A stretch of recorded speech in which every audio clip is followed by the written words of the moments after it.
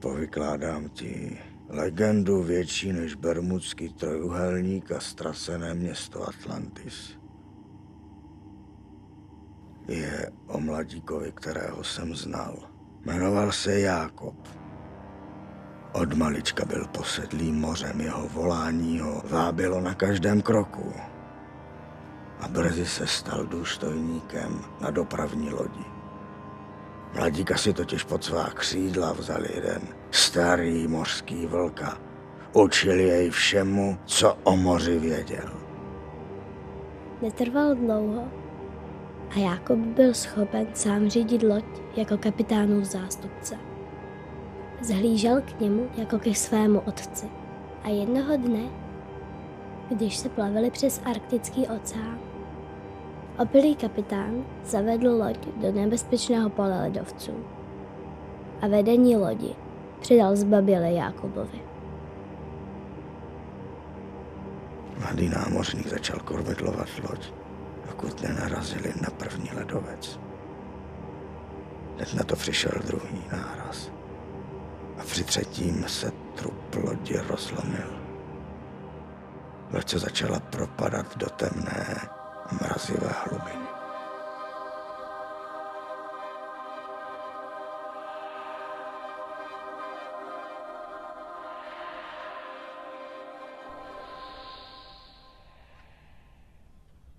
Kapitán nejde vždy ke dnu se svou lodí. To Jákob věděl, ale proč? Tomu kapitán nikdy neodhalil. V tom osudném okamžiku jej totiž navštíví smrt. Nech už zhasnuto.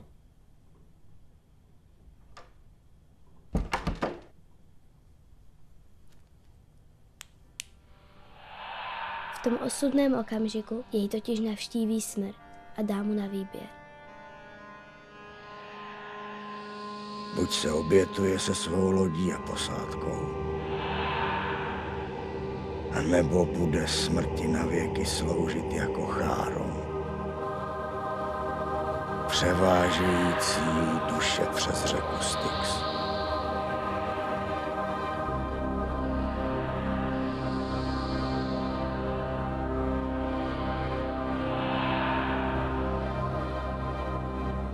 V tu chvíli se loď potopila úplně.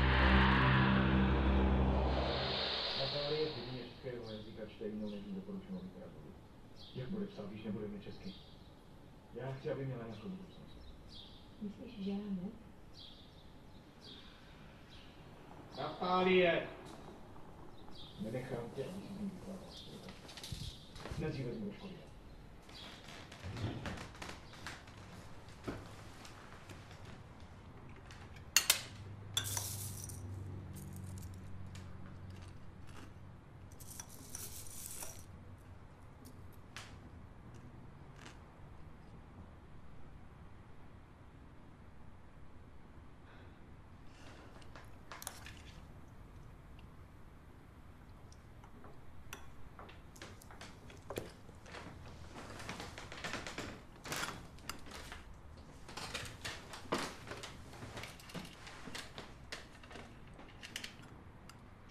Tak dobrou chuť.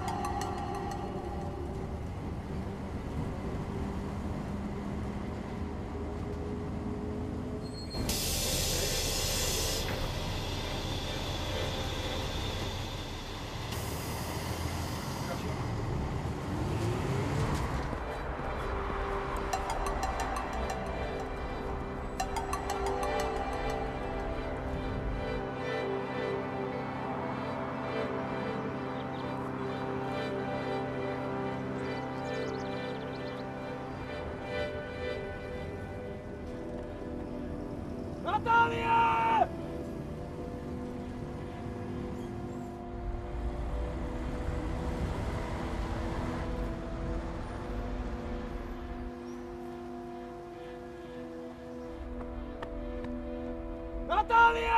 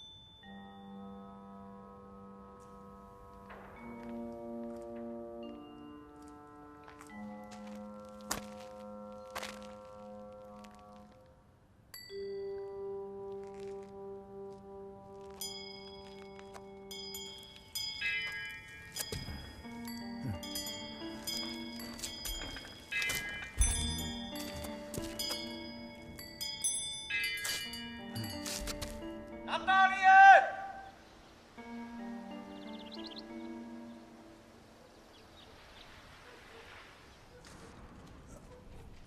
Holka přes palubu. Můžu nahoru? Pravda. Pravda. Chyť se kruhu. Zachraň ženu. Zachraň holku. Žena na lodi to nosí smůlu.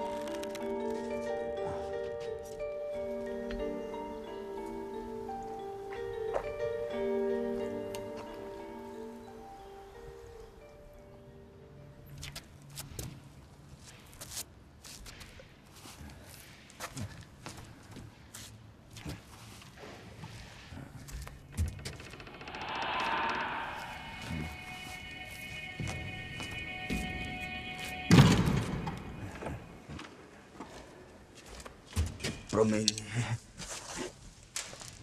Nemývám tu často návštěvy, tak je tu...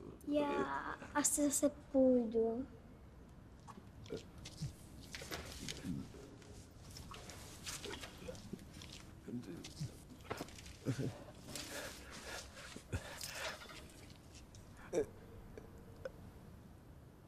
Žížalu.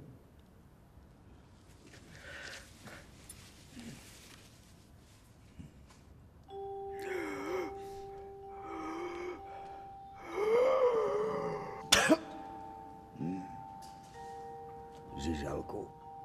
Poklad na konci duhy.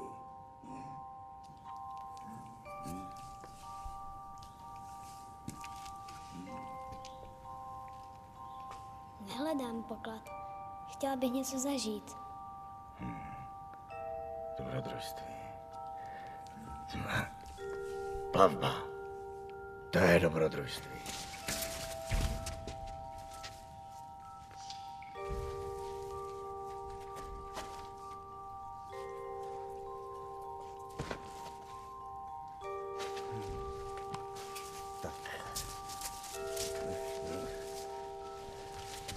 Kam poplujeme?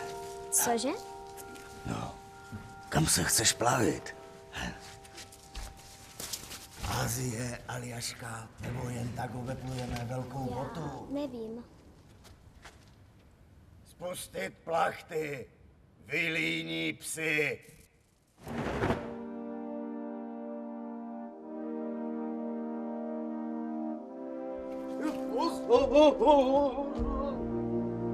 To je kormidlo, slyšíš? Moře nás volá. No tak, zvednout kotvy vzhůru do Řecka.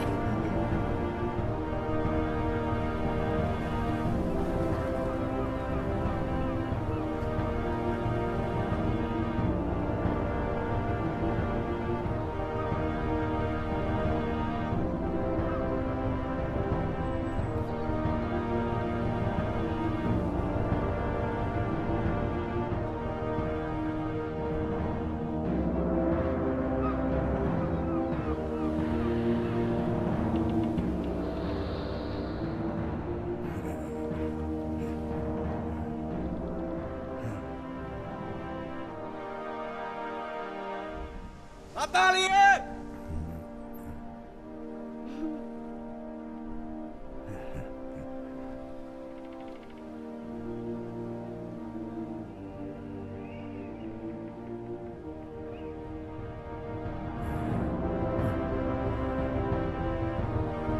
Spustit kotvu!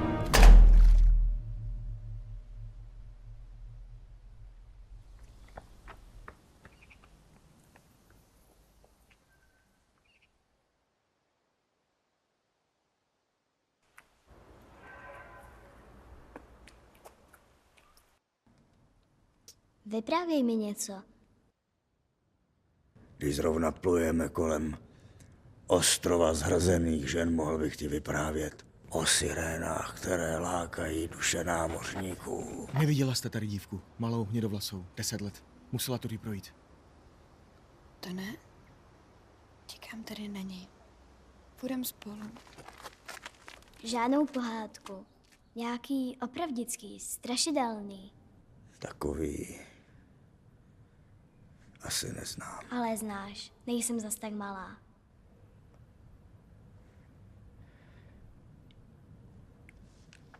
Jo. Mladíkovi, kterého jsem osobně znal, jmenoval se Jákob. A tenhle příběh je o jeho poslední cestě. A trvalo dlouho a Jákob byl schopen sám řídit loď jako kapitánův zástupce. Vzhlížel k němu jako ke svému otci a kapitán jej naučil vše, co by měl zkušený námořník o plavbě vědět. Jednoho dne, když se plavili přes Arktický oceán, opilý kapitán zavedl loď do nebezpečného pole ledovců. Kapitán dostal strach a velení lodi přenechal Jákobovi. Loď se začala propadat do temné, mrazivé hlubiny. Kapitán jde vždy ke dnu se svou lodí. To Jákob věděl, ale nevěděl, proč tomu kapitán nikdy neodhalil. V tom osudném okamžiku jej totiž navštíví smrt a dá mu na výběr. Buď se obětuje se svou lodí a posádkou, anebo bude smrti navěky sloužit jako Cháron. Sám labyrintem neprojdu, cestu znám, ale ji nevidím. Zrazen mužem, kterého považoval za svého otce, se Jákob rozhodl přežít a strávit věčnost jako Cháron. Převážející duše přes řeku Styx. To je špatný konec. Tak to přece nemůže skončit.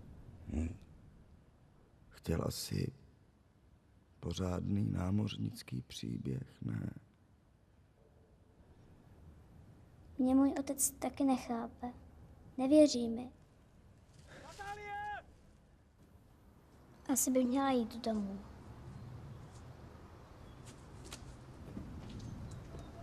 Počkej.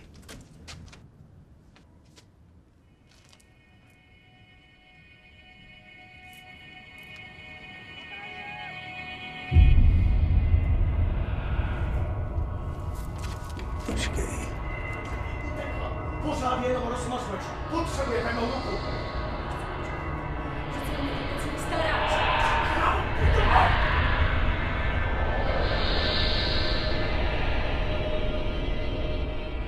Co to bylo? To byla řeka Styx.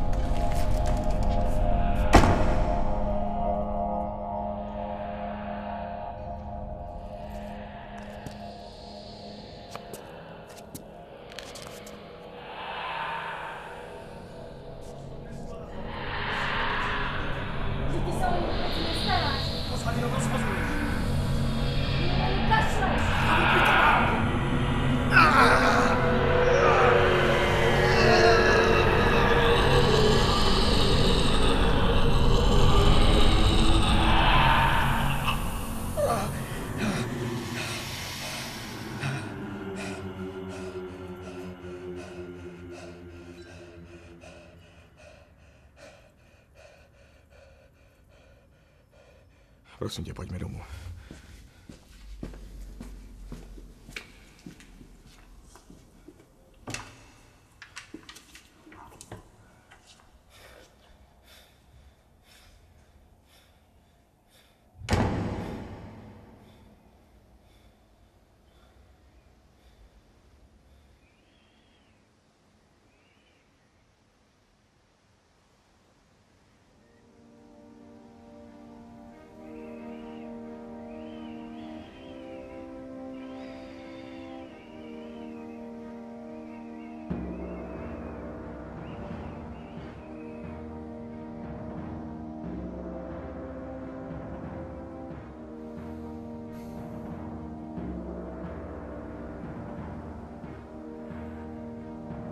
Můj život a její.